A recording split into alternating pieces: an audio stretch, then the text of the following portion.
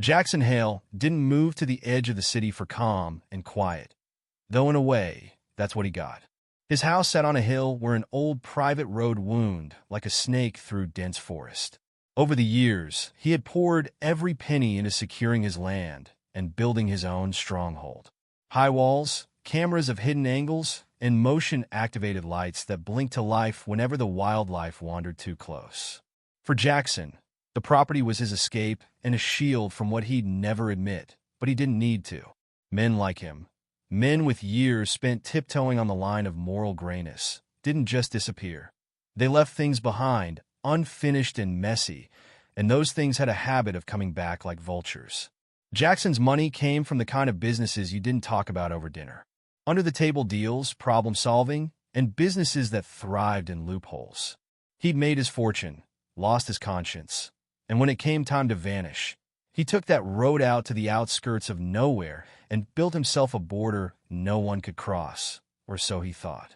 The first time Jackson saw the spikes, he didn't believe his eyes.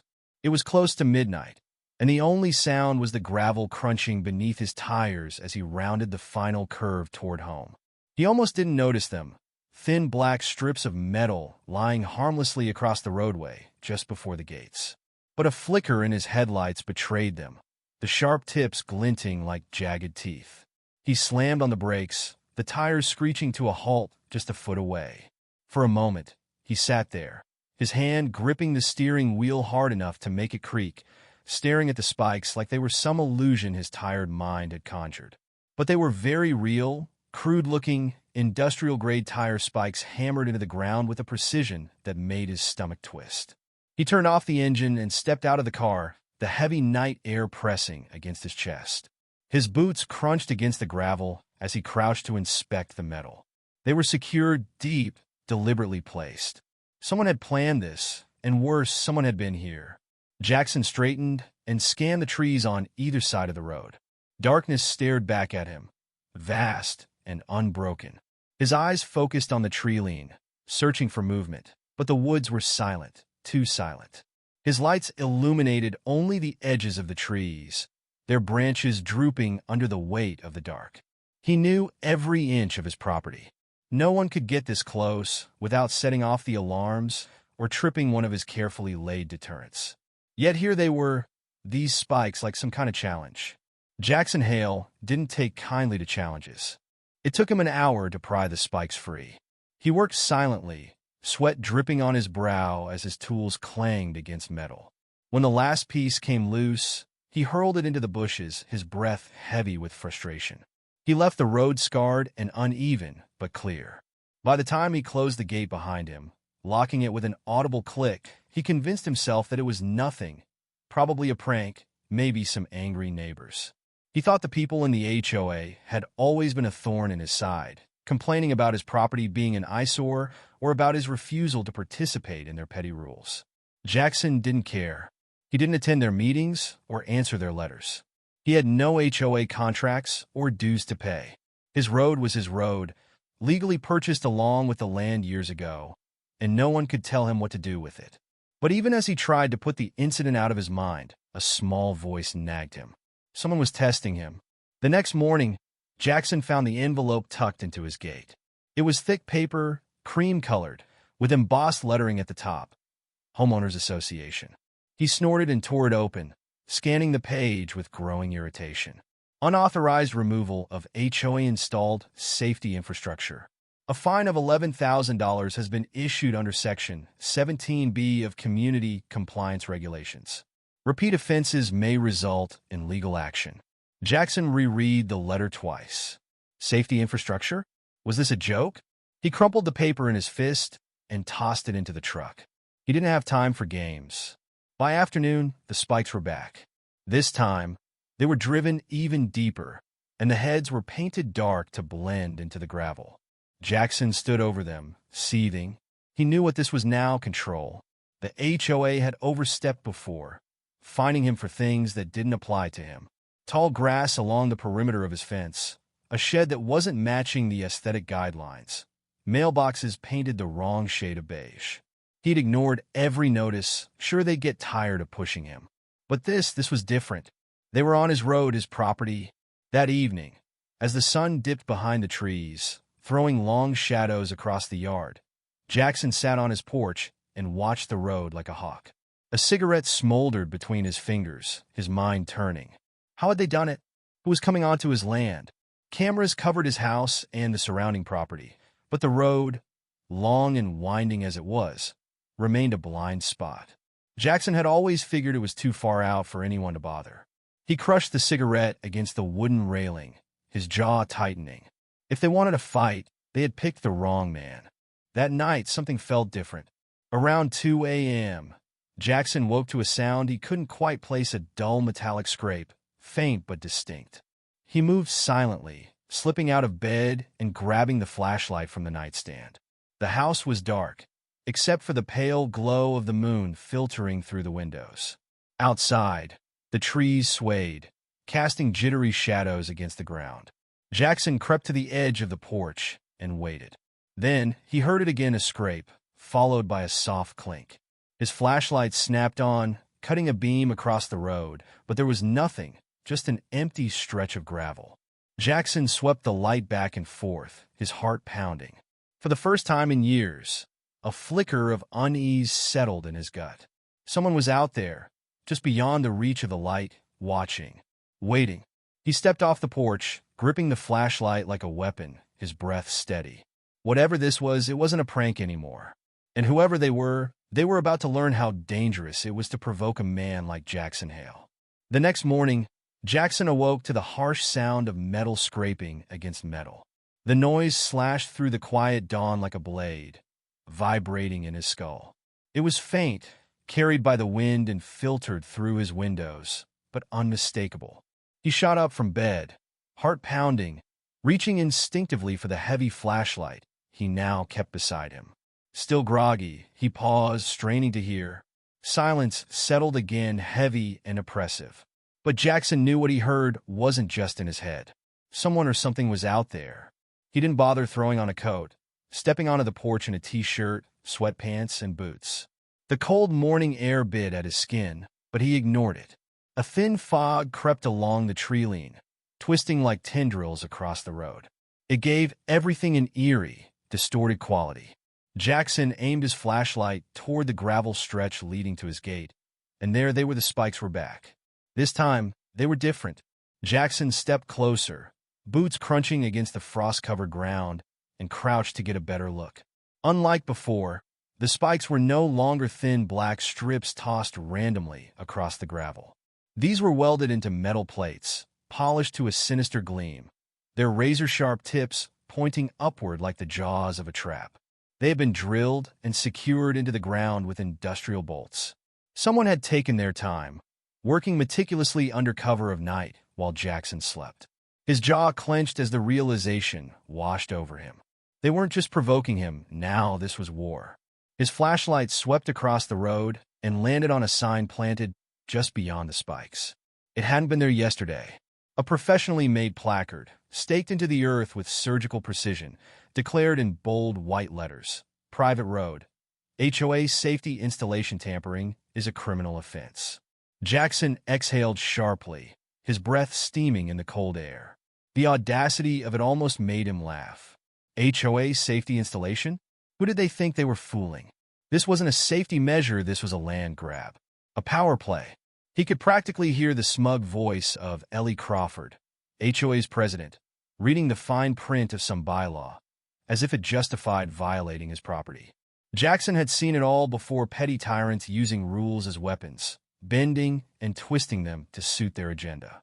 But HOA had made a grave mistake. They underestimated him. Jackson retrieved a crowbar from his garage and got to work. It wasn't easy. These spikes were anchored deep, bolted down to resist removal. He struggled against the metal, grunting as his muscles strained with each pull. By the time he pried the first plate loose, the sun had risen, and Jackson's breath came in labored bursts. Sweat mixed with the cold air, chilling him to the bone. But he kept going, ripping up plate after plate until the road was once again clear. His palms were raw, his back aching, but a sharp satisfaction settled in his chest as he tossed the last plate into the ditch. Jackson noticed something strange beneath the gravel. where the spikes had been embedded thin wires snaking through the earth, leading toward the tree line. He frowned, brushing away more of the gravel with his fingers. The wires were old, frayed in some spots, but they seemed to disappear into the underbrush, buried just out of view. Someone had gone through a lot of trouble to make this happen, and Jackson was starting to wonder just how deep this hole went. That's when the engine noise started. A vehicle was approaching. Jackson turned his head sharply, spotting the familiar shimmer of a black SUV rolling up the road toward his gate. It was HOA again. He knew it without even seeing the tinted windows or Ellie Crawford's smug expression behind the wheel. Sure enough, as the vehicle stopped, Ellie stepped out, dressed as impeccably as always. A crisp beige blazer, a pencil skirt, and that ever-present smile of hers. Too wide to be sincere, too sharp to be comforting. "Good morning, Mr. Hale," Ellie called, her voice syrupy with condescension. Jackson leaned on the crowbar, his chest heaving slightly from exertion. "Ellie," he said flatly. She gestured to the torn-up road and the ditch now littered with metal plates. "It seems you've been busy. Your people put this crap on my road." Jackson's voice was low, simmering with restrained fury. "Without my permission." Ellie sighed, softly shaking her head. "Mr. Hale, as you know, the HOA has a responsibility to ensure the safety of all residents in the area. Several complaints were filed about your road, the speed, the lack of regulation. It was decided that safety measures were necessary to protect the community." "Community?" Jackson barked, a bitter laugh. "What community? This is my land, my road. I've got the deed, Ellie, and you damn well know it." Ellie's smile didn't waver. "With all due respect, Mr. Hale, we've already filed an adjustment to your property boundaries. The HOA has claimed jurisdiction over this road as part of the larger development." Jackson's hands gripped the crowbar tighter. "That's theft. It's regulation," her tone hardened just slightly. "And I'd advise you to tread carefully. Destroying HOA property is a violation that carries significant fines. Removing those spikes could be interpreted as vandalism, or worse, obstruction of safety protocols. Do you really want to escalate this?" Jackson stepped forward, closing the distance between them. Ellie's smile faltered for the briefest second as he loomed over her, the crowbar dangling loosely in his hand. "You tell whoever's behind this that if they come onto my property again, there won't be a next time." Ellie's eyes narrowed, and for a moment all pretense of politeness slipped away, her gaze sharpening like a blade as she measured him carefully. "Mr. Hale," she said softly, almost threateningly, "you really should consider cooperating. It would make things easier." Jackson didn't answer. He simply turned and walked back toward his house, leaving Ellie and her SUV idling by the gate. As he disappeared behind the door, he glanced at the cameras mounted along his porch. The footage was clear, capturing every word, every movement. Inside, Jackson poured himself a cup of black coffee, his hand still trembling slightly with anger. He stared out the window toward the now empty road, Ellie's words echoing in his mind. Cooperating would make things easier. That wasn't a suggestion. That was a threat, and Jackson Hale didn't take kindly to threats. He set the coffee down and reached for his phone. If Ellie thought she could outmaneuver him, she was in for a surprise. Jackson didn't play fair. Not then, not now, and he wasn't about to let anyone take what was his. Jackson spent the rest of the day reinforcing his boundaries. He didn't trust Ellie Crawford, nor did he believe her weak explanations about safety protocols and community concerns.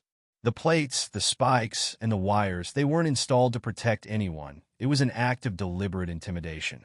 The HOA didn't want Jackson to comply.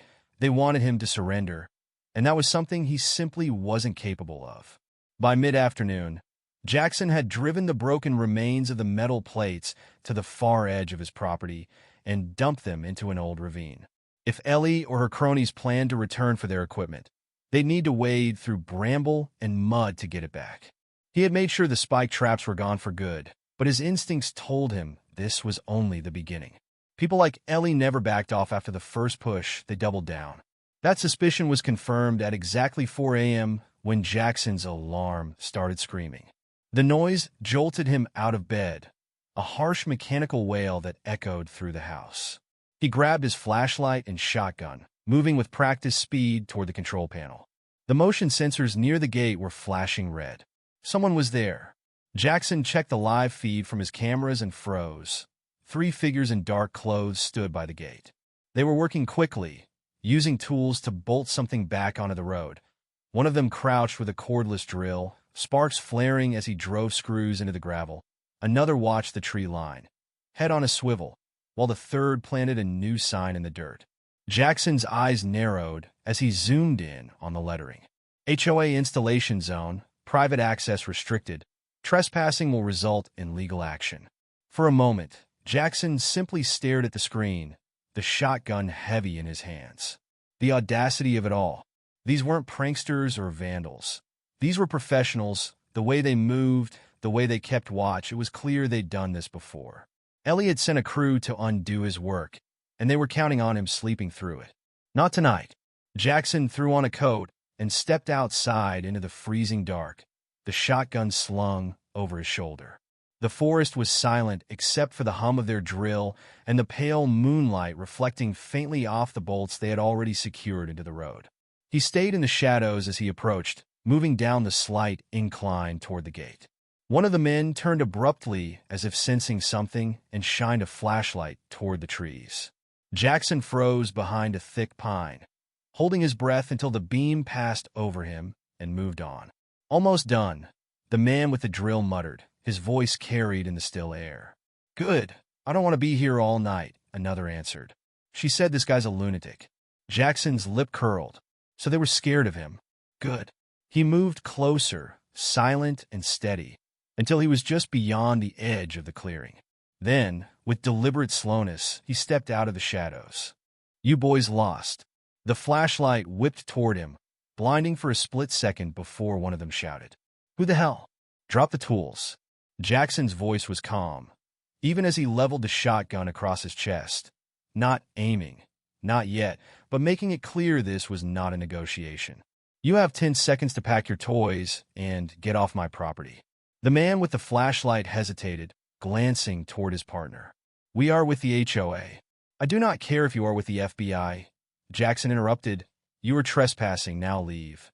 One of them, younger, cockier, stepped forward with his hands raised.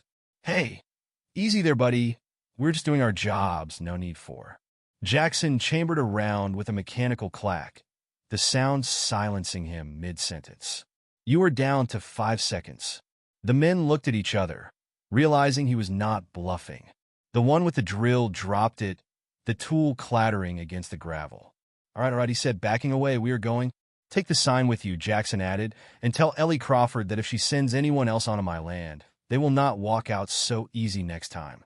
They scrambled to gather their tools, ripping the freshly planted sign from the dirt. Jackson watched as they piled into a black truck parked just outside the gate and sped off, tires kicking up gravel. The rumble of the engine faded into the distance, leaving Jackson alone in the cold. He stood there for a moment, breathing deeply, the adrenaline slowly ebbing away. His road was scarred again, littered with half-secured bolts and tools left behind in their hurry to escape.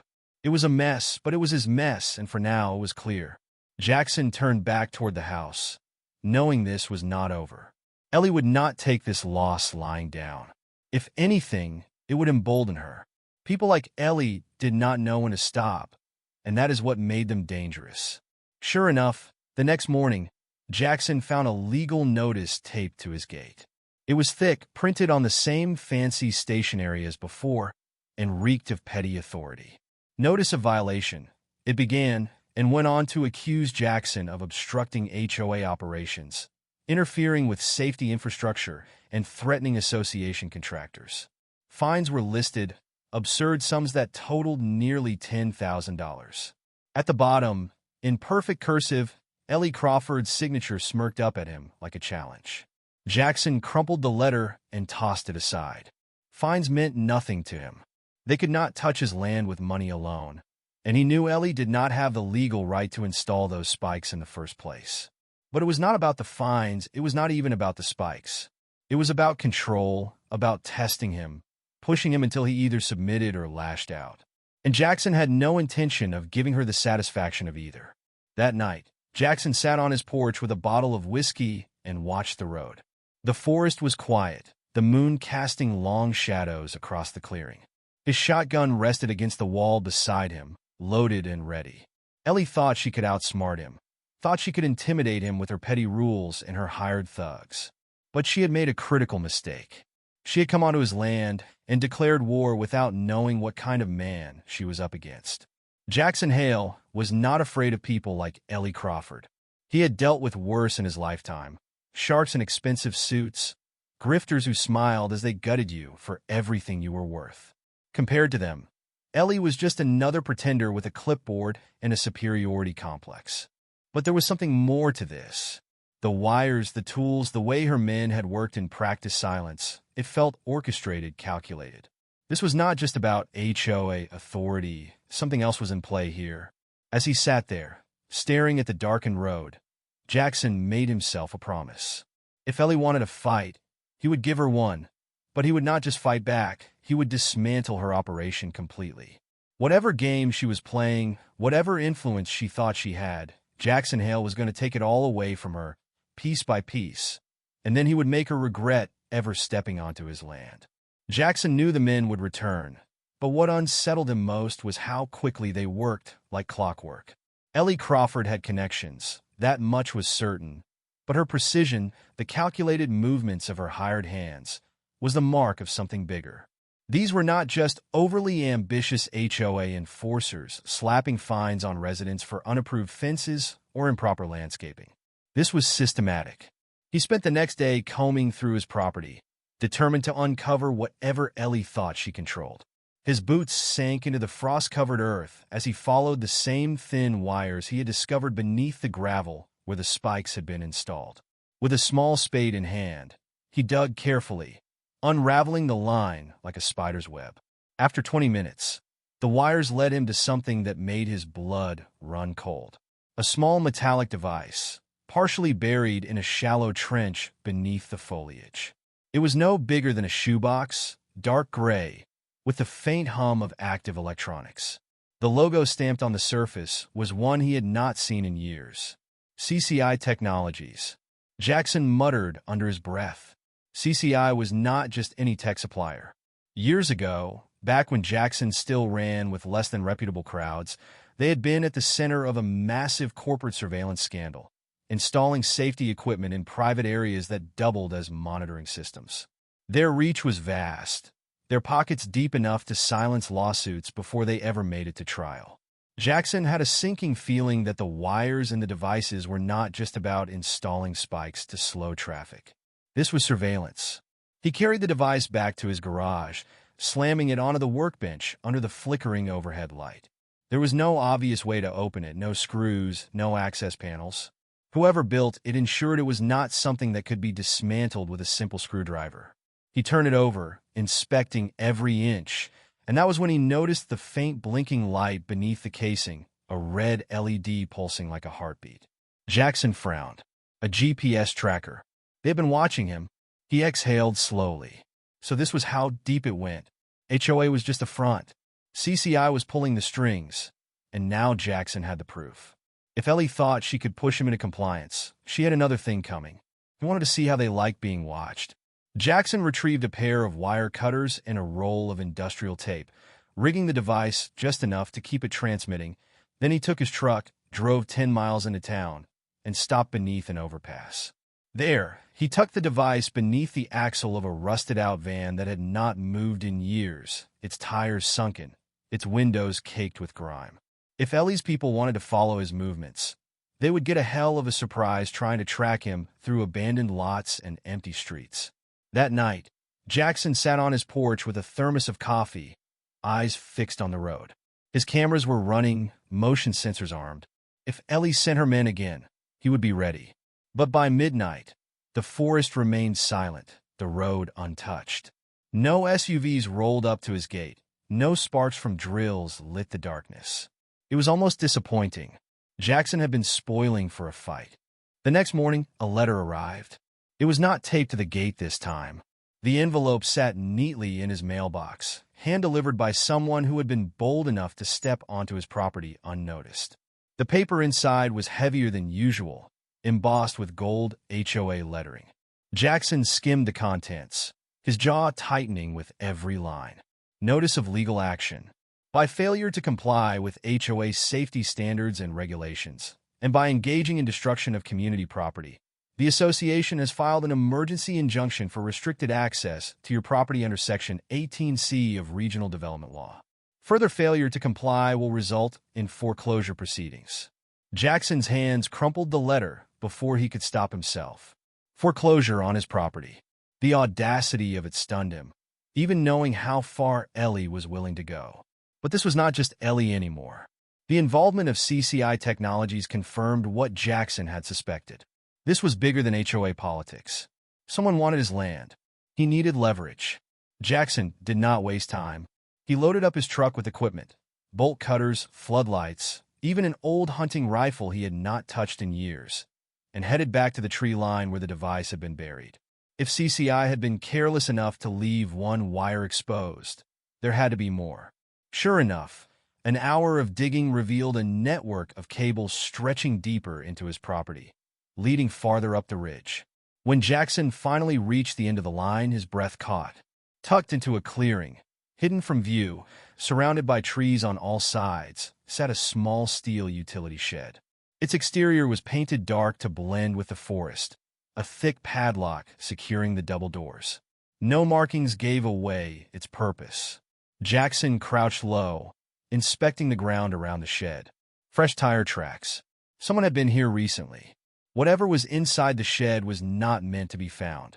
He stood, rolling his shoulders and gripping the bolt cutters. Let's see what is so damn important. The padlock snapped with a metallic crack, and Jackson pushed the doors open. The interior was sparse, lit only by the pale glow of a single monitor mounted on a metal desk. It displayed a map, his property, his road, and several marked areas highlighted in red. Cameras, microphones. The entire ridge had been wired for surveillance, and judging by the timestamps on the feed, they were still live. Jackson's pulse hammered as he leaned closer, scanning the data on the screen. Ellie had not just been watching him.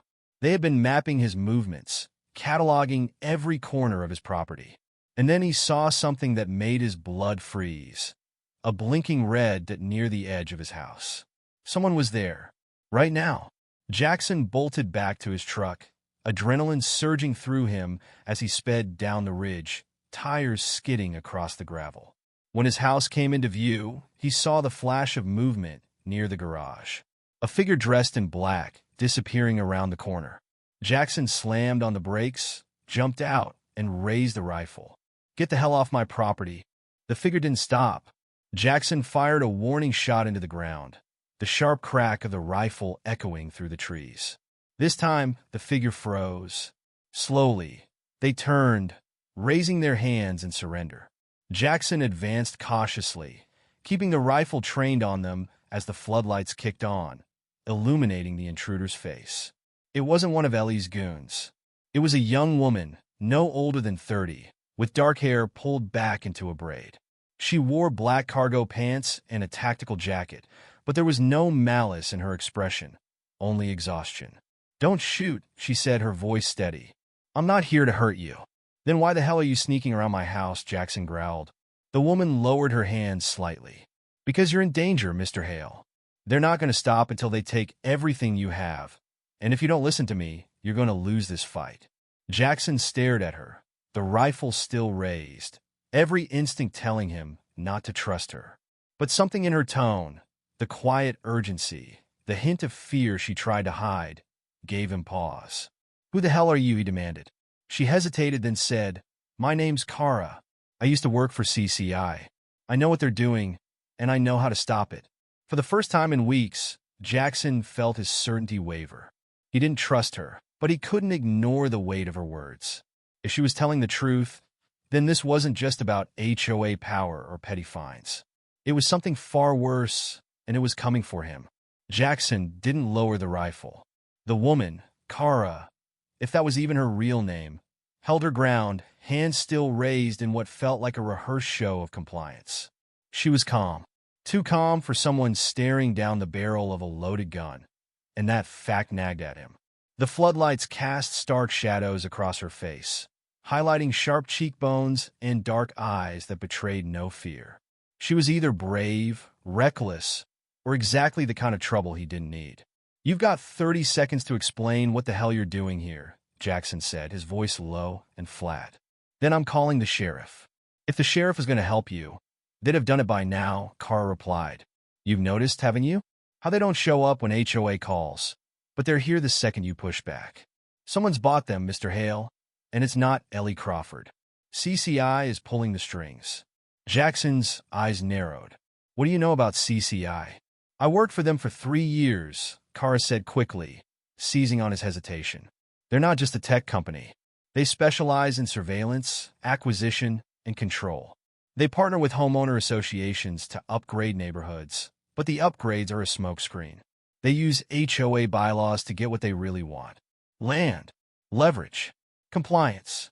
Your property isn't just valuable because of its size," she continued. "They think there is an underground water source here, a natural aquifer.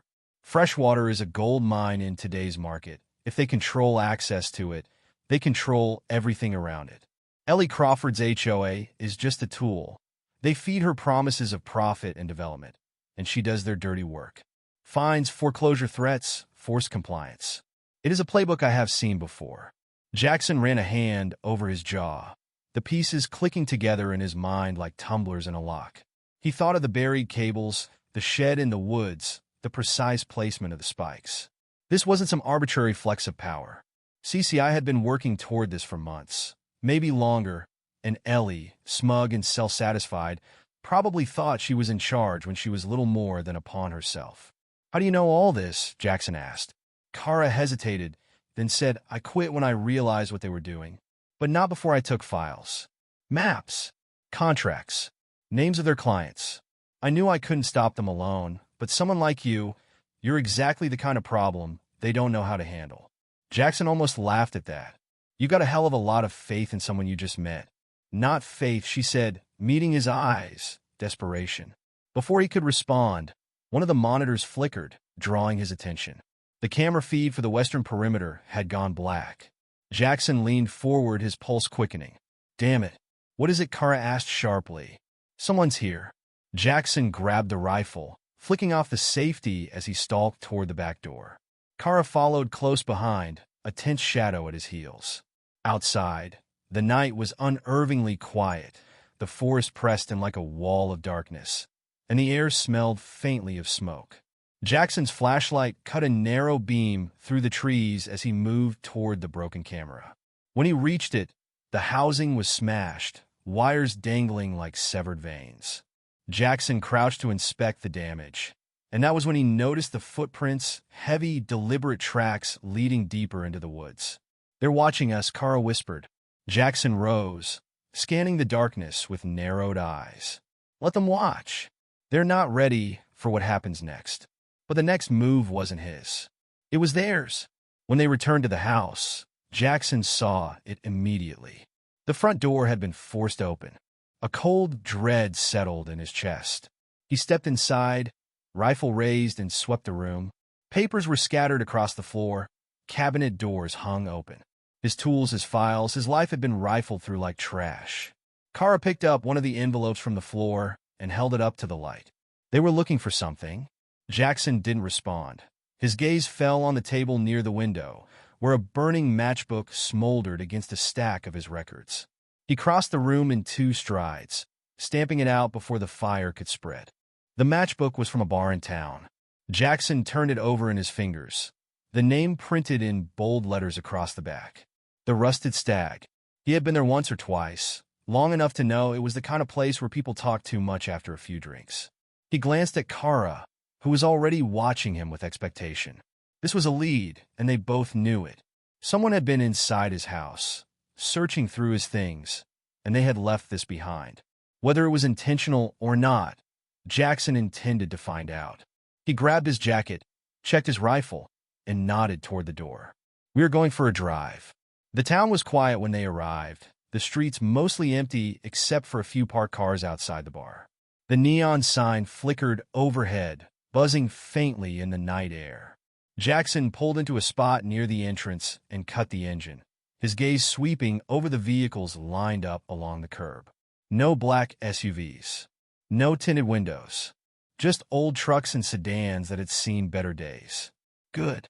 They stepped inside, the warm scent of whiskey and cigarette smoke wrapping around them instantly. A few heads turned in their direction, mostly regulars sizing up newcomers, but no one paid them much attention. Jackson scanned the room, his eyes landing on the bartender, an older man with gray hair and a sharp gaze. He had been working here for years, long enough to know everyone who walked through those doors. Jackson approached the bar, setting the matchbook down on the counter. "Recognize this." The bartender glanced at it, then at Jackson. "Maybe. Depends on why you are asking. Someone left it at my place last night. I want to know who." The bartender exhaled slowly, wiping a glass with deliberate care. "A lot of people come through here. A lot of matchbooks get passed around. You will have to be more specific." Jackson reached into his jacket, pulling out a $100 bill, folding it neatly between his fingers before setting it beside the matchbook. "How about now?" The bartender's gaze flicked down, then back up. He sighed, leaning in slightly. "Guy came in 2 nights ago. Didn't belong here. Suit, expensive watch, the kind of man who does not drink whiskey out of plastic cups. He asked a lot of questions about a man who lived out past the ridge." He tapped the matchbook. "Left that when he paid." Jackson felt a slow burn rise in his chest. Someone had been watching him longer than he realized. Did he say anything else? The bartender hesitated. Just that his employer was interested in acquiring local property. Said the man he was looking for was about to have a problem he couldn't handle. Jackson clenched his jaw, his hands tightening into fists. If that was supposed to be a warning, they had underestimated him. He did not scare easily, and he never backed down from a fight. Kara shifted beside him, her expression unreadable. Jackson could tell she was processing the bartender's words, turning them over in her mind the same way he was. Whoever this man was, he had been looking for Jackson before things escalated. This was not just about HOA pressure or petty fines. Someone with real power had taken interest in his land, and that meant things were about to get worse. Jackson turned back to the bartender, his voice low. "Did he leave a name?" The bartender shook his head. "No name, just a matchbook and a bad attitude. Drank 1 whiskey, barely touched it, then left. Drove off in a car too nice for this town." That narrowed it down. Jackson knew the type. Corporate men with polished shoes and empty threats. If they had sent someone like that ahead of time, then CCI had been setting this up long before Ellie Crawford ever tried to find him. Jackson grabbed the matchbook, pocketing it as he turned to leave. "Come on," he said to Kara. They stepped outside, the cool night air washing over them as they walked to the truck. Jackson was quiet for a long moment before finally speaking. "You trust that bartender?" Kara leaned against the door, arms crossed. "I trust that he knows when to keep his mouth shut." Jackson exhaled, staring out at the empty street. They were running out of time. CCI was making their move, and he needed to be ready. If they were willing to break into his home, plant surveillance, and send lawyers after him, then what came next would not be another fine. It would be something permanent. Kara watched him carefully. "You have a plan?" Jackson nodded. "Yeah, but first, I need to know how deep this goes." Kara hesitated before speaking again. "There's someone I used to work with at CCI, a security consultant. If they're involved in this, he might know." Jackson glanced at her. "You trust him?" "Not even a little, but he likes money, and he owes me a favor." Jackson considered that for a moment, then nodded. "All right, we find him. If this guy knows anything, we use it." Kara nodded once, then pulled out her phone, typing something quickly before tucking it back into her pocket. Jackson started the truck, his grip on the steering wheel tightening. He didn't like relying on other people, but this was bigger than just him now. They needed answers, and they needed them fast. As they pulled onto the road, Jackson caught movement in the side mirror. A car parked in the shadows down the street, headlights off, engine barely audible. His gut told him it wasn't a coincidence. He took a slow breath, adjusting the mirror to get a better look. Dark windows, no plates. Someone was watching them. He tapped the dashboard, getting Kara's attention. "We got company." Her eyes flicked to the mirror, her jaw tightening. Think they will follow? Jackson smirked, shifting gears. Let's find out. He hit the gas, the truck surging forward as the car behind them hesitated for a second before pulling out onto the road. The chase was on. Jackson's grip tightened on the steering wheel as he pushed the truck faster, the headlights of the trailing car bouncing in the rearview mirror. Whoever was following them wasn't trying to be subtle anymore. The dark sedan kept pace, creeping closer as they sped toward the outskirts of town. Kara reached for the glove compartment, pulling out a loaded handgun, checking the magazine before setting it in her lap. Jackson didn't comment. He had expected as much. They had been waiting for this moment, and now that it had arrived, he wasn't about to waste it. He took a sharp left, cutting down a side road leading toward the forested ridge. The sedan hesitated for a moment before following, its tires screeching against the pavement. That slight delay told Jackson one important thing. They weren't locals. They didn't know these roads the way he did. Good. He pressed the gas harder, the truck jolting as they hit a rough patch of gravel. Kara braced herself against the dashboard. What's the plan? Jackson's eyes remained on the road. Lose them first. Then we find out who they are. The trees thickened as they climbed higher into the hills, the road narrowing into a winding path barely wide enough for two vehicles. Jackson took another sharp turn, feeling the tires slip slightly before gripping again. Behind them, the sedan struggled to keep up, its headlights swinging wildly as the driver tried to match Jackson's movements. They weren't just following, they were trying to push him. Jackson spotted the upcoming curve, a sharp bend with a sudden drop-off on the other side. He knew the road well. The other driver didn't.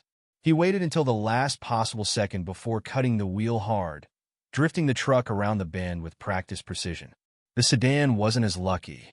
The moment it hit the curve, the driver overcorrected, the rear tires losing traction. Jackson watched in the mirror as the car skidded sideways, the momentum carrying it straight toward the embankment. The sedan slammed into the dirt, kicking up a cloud of dust and gravel before coming to a stop at an awkward angle. Jackson didn't slow down. Not yet.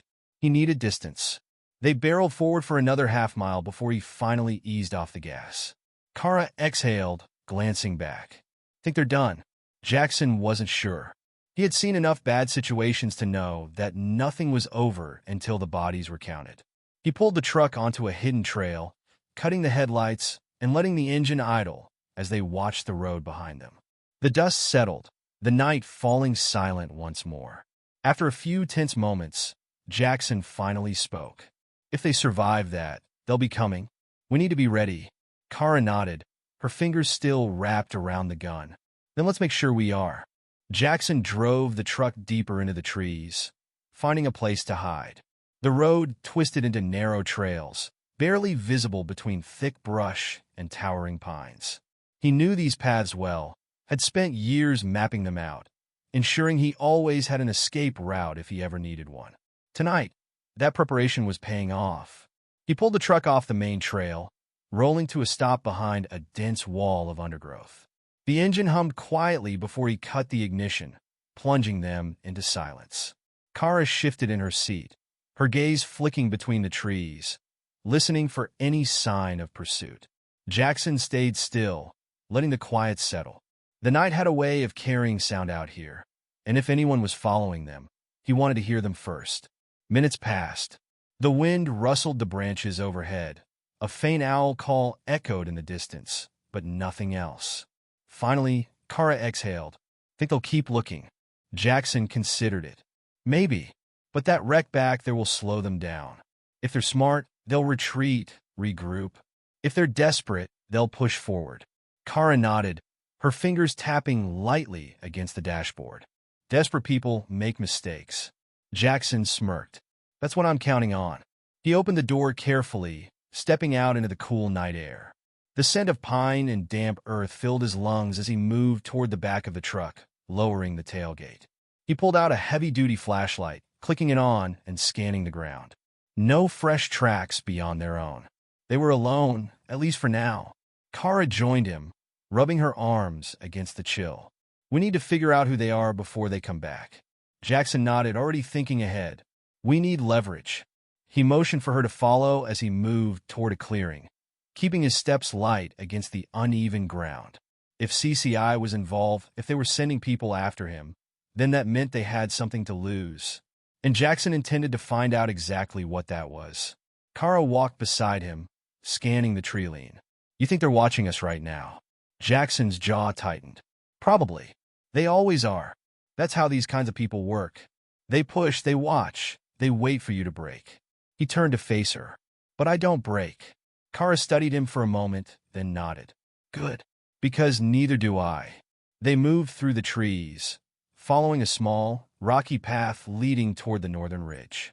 Jackson had a hunch, and if he was right, there was something waiting for them at the top, something worth finding.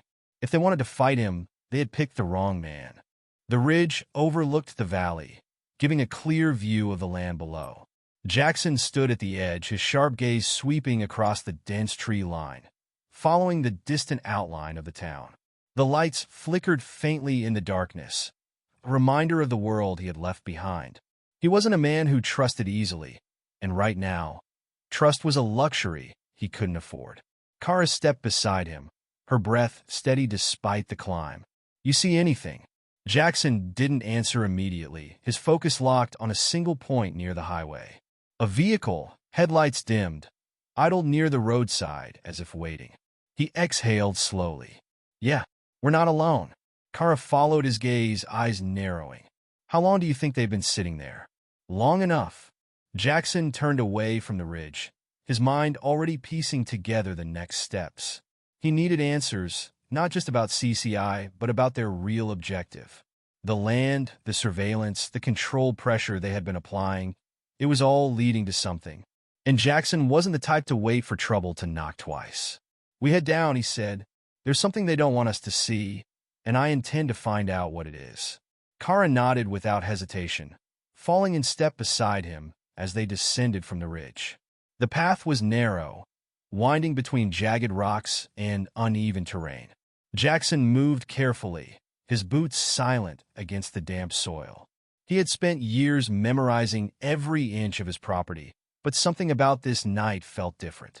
The silence was heavier, the air thick with something unspoken. At the base of the ridge, the ground leveled into a wide clearing. Jackson's gut tightened as they stepped forward. The trees had been disturbed. Branches snapped, footprints pressed deep into the mud. Someone had been here recently, and they hadn't tried to hide it. Kara crouched near the tracks, running her fingers lightly across the dirt. More than one person, she murmured. Heavy boots, moving fast. Jackson's gaze lifted, following the trail of footprints leading toward the tree line. They weren't just passing through. They were searching for something. He tightened his grip on the rifle slung over his shoulder. We keep moving. They followed the path cautiously, the forest closing in around them. Every shadow felt stretched, every sound amplified in the quiet. Jackson wasn't afraid of the dark, but he respected it. Darkness was where things hid, and right now, something was hiding from them. As they moved deeper, the faint glow of artificial light flickered through the branches. Jackson stopped short, holding up a hand. Ahead of them, partially hidden behind the trees, a small structure stood. Metal walls, a reinforced door, no windows. It looked new. Too new. Kara's voice was barely a whisper. That wasn't here before. Jackson's expression hardened. No, it wasn't. Jackson moved first, approaching the structure with careful steps. The metal exterior was smooth, unmarked, almost sterile in its design. This wasn't some abandoned shed or makeshift storage unit. It had been built with intent, placed here for a reason. Kara followed closely, her hand hovering near the pistol strapped to her side. She wasn't nervous, but Jackson could tell she was ready. That was good. He needed someone ready. He reached the door and ran his fingers along the reinforced seams. Locked. No handle, no keypad. Just a steel barrier meant to keep people out. Or maybe keep something in. Jackson stepped back, scanning the perimeter. If CCI had put this here, they had done it fast.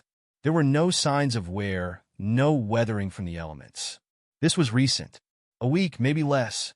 Kara knelt beside the door, pressing her ear to the metal. No sound. That doesn't mean it's empty, Jackson muttered. She nodded, standing again. So how do we get inside?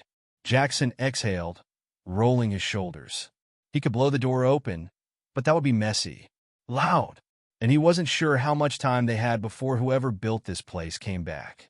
We need a key, or we need someone who can open it for us. Kara smirked slightly.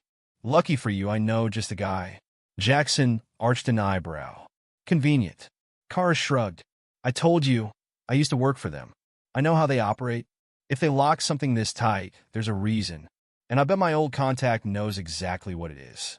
Jackson didn't like relying on outsiders, but right now, he didn't have a better option. If there was something inside this structure that could explain why CCI wanted his land, he needed to see it. Let's go find your guy, he said. Kara pulled out her phone, typing quickly before pocketing it again. He's in town. If we leave now, we can get to him before CCI knows we're coming. Jackson turned back toward the truck, his mind already calculating the risks. This was dangerous. They were poking at something bigger than either of them, and the deeper they went, the fewer ways out he could see. But he wasn't stopping. Not now. They drove in silence, the weight of what they had found settling between them. Jackson kept an eye on the rearview mirror, expecting another tale, another interruption. But the roads remained empty, the town coming into view without resistance. That made him uneasy. It meant CCI wasn't chasing them. It meant they were waiting. The bar Kara led him to was small, tucked away near the outskirts of town. It wasn't the kind of place Jackson would have chosen to do business, but it served its purpose. Inside, the air was thick with cigarette smoke, the dim lights casting everything in a hazy glow. Kara scanned the room, then nodded toward a booth in the corner. There he is. Jackson followed her gaze, his expression unreadable. Let's get some answers. The man sitting in the booth barely looked up as they approached. He was older than Jackson expected, late 50s, maybe early 60s, with deep lines etched into his face. His clothes were worn but clean, and his posture was relaxed, too relaxed for someone who had spent years working in security. Kara slid into the seat across from him, motioning for Jackson to follow. Jackson didn't sit. He stood near the edge of the table, his presence looming over the conversation. The man exhaled slowly, tapping his fingers against the rim of his glass. Been a long time, Kara. She nodded. Not long enough. Jackson didn't have time for pleasantries. He leaned forward slightly. We need access to a locked facility. Metal structure, no windows, reinforced entry. The man smirked. Sounds like CCI. What's inside? That's what we want to know, Kara said. And you're going to help us get inside. The man chuckled, shaking his head.